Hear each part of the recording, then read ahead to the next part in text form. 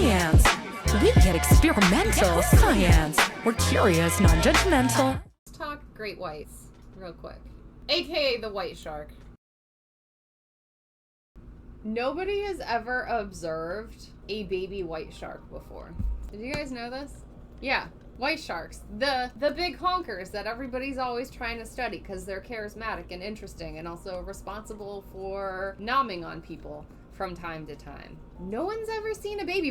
Listen, nobody's observed a birth of a white shark. White sharks are one of those weird kind of in-between sharks. We were talking about shark reproduction earlier. They do have eggs, but they give birth to live young.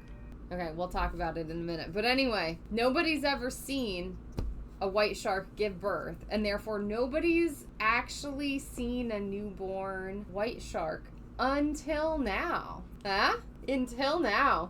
This is the whole paper, is this observation. Yeah, this whole time. So they've found very small white sharks. And so they think the smallest white shark that they've ever found free swimming was a baby. Tell me, Plotticus, what are we not convinced by? All right, let me tell you the story of this white shark. This is a very, very small white shark. This is about the size of the fetus. Like when they've found dead, pregnant female sharks that are considered to be very late along in their pregnancy, this is about the size that they find. Also, one of the other characteristics is they don't have pointed fins when they're a fetus.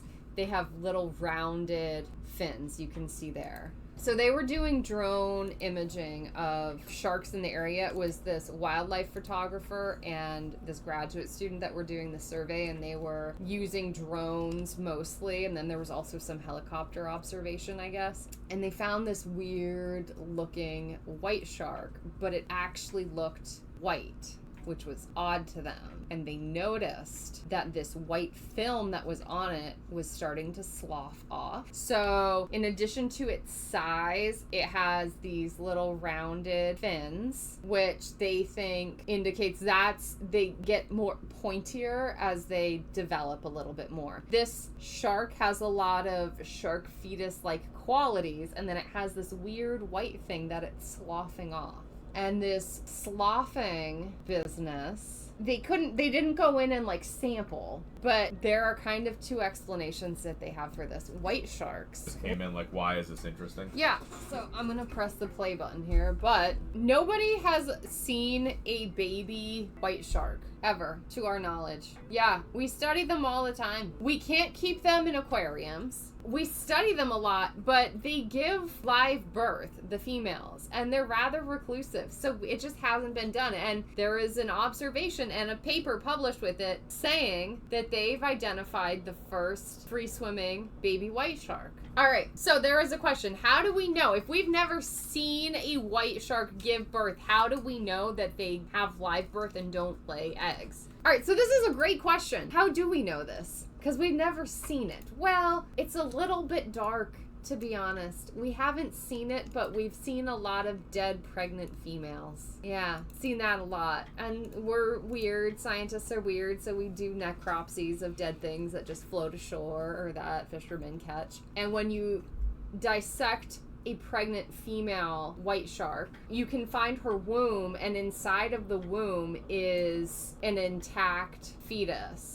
A shark fetus, rather than an egg that's developing in an egg sac or like an egg that's been laid somewhere. You can actually, so that's how we know. Not glamorous. Shark science isn't always glamorous, y'all, but there we go. Most people see but don't know what a shark egg looks like. Yeah, shark eggs are real interesting, and actually there's some of them have some crazy ridges. Oh man, shark eggs are real interesting. Okay, the oldest living known vertebrate identified, the Greenland shark. How long do you think it takes for the Greenland shark? Chat or Balint? Years. 150 years. 150? To become sexually mature, yeah. What? Gestation can take up to 15 years. 8 to 15 years. What is it doing for 15 years? Some lady shark's cruising around being pregnant for 15 years. How many No offspring? thank you. No freaking thank you. Not a lot. Ugh. Yeah. So, The white shark falls into this in-between category where they have an egg and it hatches inside, but then there's no umbilical cord. So to get nutrition, the developing shark, needs to get nutrition out of its yolk sac, but that's usually not enough. So the white shark, and this is not for this group of sharks that reproduce the same way, this is not wildly uncommon. The female will provide its developing pup some unfertilized eggs for it to nom on. It's not quite the same level as the sand tiger shark because they're not fertilized and they don't pop out little tiny shark pup fetuses. They're just unfertilized eggs there as a snack. That's what they're meant for. The other thing that they do, they give their pups milk. Uterine milk is what this is called. Did a deep dive into what this stuff is made of. It's amazing. It's just this fatty, creamy liquid that they make, that they pump into their uterus to give their babies some extra sustenance when they're not nomming away on some unfertilized embryos. So this brings us back to the paper. What do we think? This white stuff that's sloughing off of this, what we think is we at least know it's an extremely young shark, but why do we think it's brand spanking new? We think that the white stuff coming off of it is the residue of the uterine milk that was coating it when it was in the womb. And so it's just now swimming around and it's shaken off the film of uterine milk. Amazing. And so I read an interview of this scientist, but the paper pretty much reads like the interview. It's really interesting. They were like, this is what we think is happening. The alternative, because people are like, this has never been seen before, this is too extraordinary, can't possibly be true. And so they were like, okay, the alternative is that this young white shark has an extreme skin condition that has never before been observed in white shark, where it is actually losing layers of its epithelium, like it's shedding layers of its skin. They're like, what is more likely?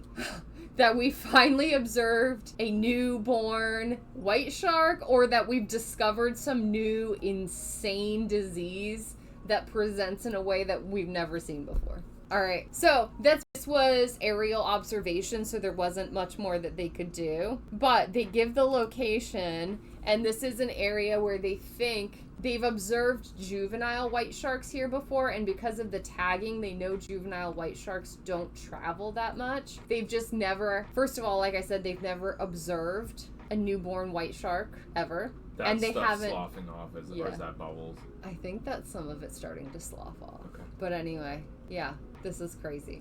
So anyway, they found large females in the area the day before. So it just confirms that where this location does seem to be a birthing ground for white sharks, which is important for their conservation. And also, look at that newborn baby white shark. I just thought the uterine milk. Oh man, you guys. I did a real deep dive on that one today. It'd be cool to hang out in that area with a plankton net and hope a newborn comes by and then collect a sample of uterine. And like, I know.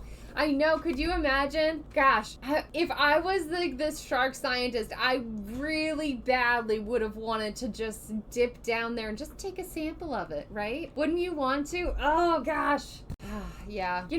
And the baby white shark is still pretty gosh darn big. They're like 1 meter to 1.6 meters in size, newborn. So they're pretty big, That's a pretty solid size right there. Yeah, the female white shark gives birth to that big old honker there too. Oh my gosh. So yeah, I don't know how many eggs the white shark produces. They give birth to a very small number of pups, but they do provide those pups with the unfertilized egg. That's the white shark. That is one of the reasons sharks in general are very sensitive to overfishing, because they just don't produce a lot. And then also they invest so much in their young. I mean, it takes them generally, weirdos like the Greenland shark aside, it takes them 8 to 12 months usually, sometimes longer, to produce these guys. So they're long-lived, and our hunting we can definitely overhunt them. And then, I mean, it's just exciting to see, for sure, a baby white shark. It's never been documented before. So that's really cool too. I mean, is this changing our understanding of white sharks? No, but it is really cool, and I love baby photos, so I'm excited for this. And now that we can confirm that this region is an actual like birthing ground, it's an area that might be able to get a little extra protection for the white shark, because that is a particularly, during that time of year, it's a particularly sensitive ecosystem and particularly sensitive habitat given what they're doing this time of year. So